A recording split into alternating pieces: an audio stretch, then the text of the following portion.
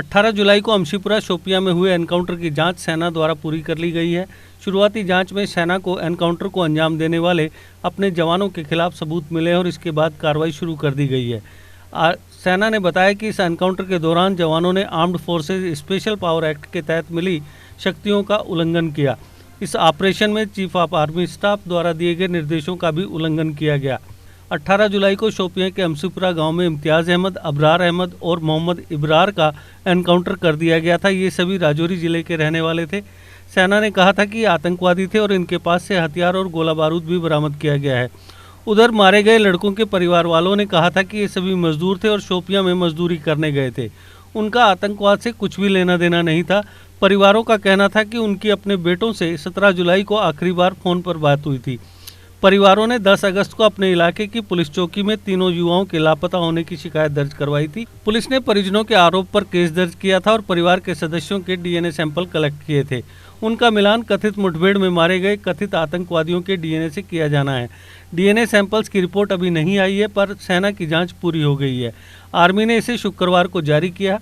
जाँच में निर्देश दिया गया है कि जो लोग इसके जिम्मेदार पाए गए हैं उनके खिलाफ आर्मी एक्ट के तहत एक्शन शुरू किया जाए।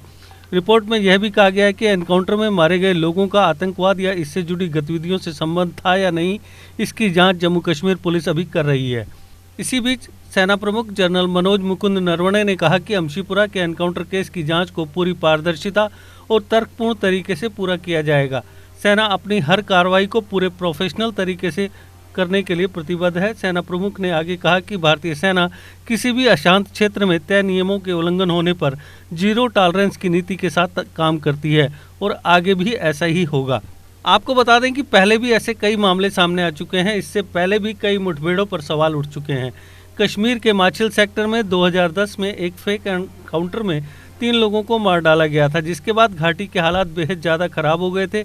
इसके बाद कई महीनों तक कर्फ्यू लगाना पड़ा था और 100 से ज़्यादा लोगों की पत्थरबाजी और प्रदर्शन करते के दौरान जान गई थी।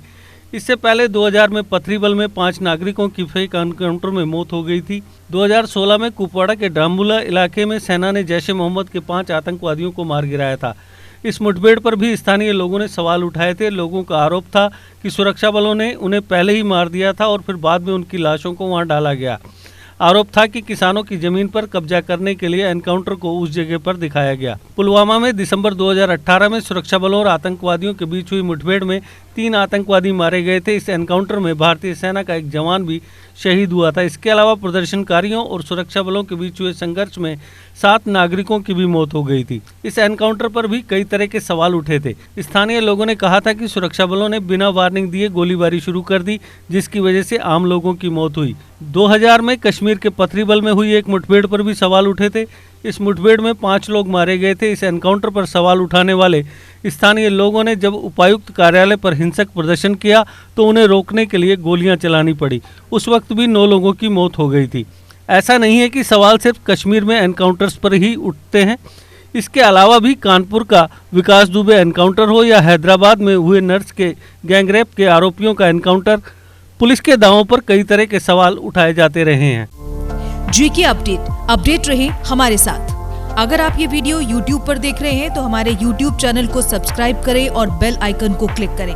अगर आप ये वीडियो Facebook पर देख रहे हैं तो हमारा Facebook पेज लाइक जरूर करें।